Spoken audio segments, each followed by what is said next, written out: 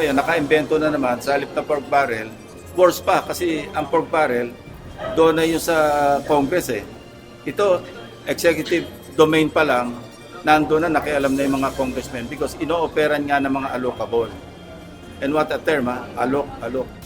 Mas malala pa sa dating pork barrel, ito ang paglalarawan ni Senator Panfilo Ping Lacson sa umano'y leadership fund na inilaan ng Department of Public Works and Highways sa ilalim ng 2025 national budget.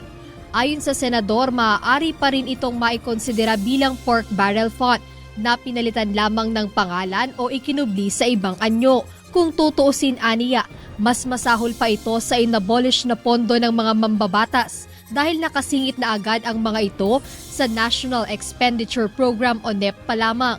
Gayunpaman, nilinaw ng mambabatas na walang masama sa pag-amyenda sa budget dahil trabaho nila ito, lalo na kung ito naman ay tinatawag na institutional amendments tulad na lamang ng pagdadagdag ng pondo sa mga ahensyang higit na nangangailangan. Ang masama, yung mag-i-insert ka, mag-amend ka, aka mag-i-insert ka, pero yung self-serving, yung institutional, okay yon. Because ito yung, halimbawa, kulang yung budget sa Universal Healthcare law, sa program. Pwede kang kumuha doon sa nakita nating excess, ililipat mo doon, that's institutional. Walang pakinabang. Bunsod ng isiniwalat na ito ni dating Department of Public Works and Highways Secretary Manuel Bonoan, pinangangambahan ngayon ni Senator Lacson ang posibilidad na dumami ang insertions sa pambansang budget. Ang problema nga, lalong naabuso. Sa halip na nakontento sa 200 billion, wala na, unli na. Umabot na ng pagkarami-rami. So sinabi ko naman, it doesn't automatically mean na merong misuse, kung merong allocable. Pero it is, it could open the floodgates sa abuse, sa corruption. Why?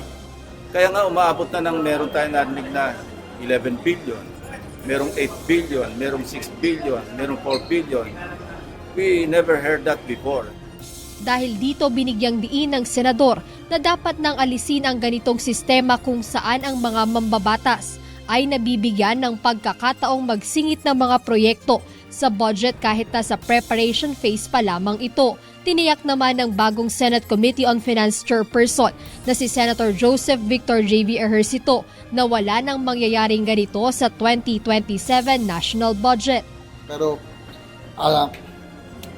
as far as we are concerned, walang mangyayaling leadership fund. No? Ipagpapatuloy ko dahil si SP Win, nung siya financier, wala daw siyang ganun. So hindi na maulit. Walang ganun na mangyayari. Binigyang diin ng senador na kung kinakailangan ng isang ahensya o local government unit ng dagdag na pondo, ang amendments or insertions ay mangyayari lang sa budget deliberations mismo sa plenaryo.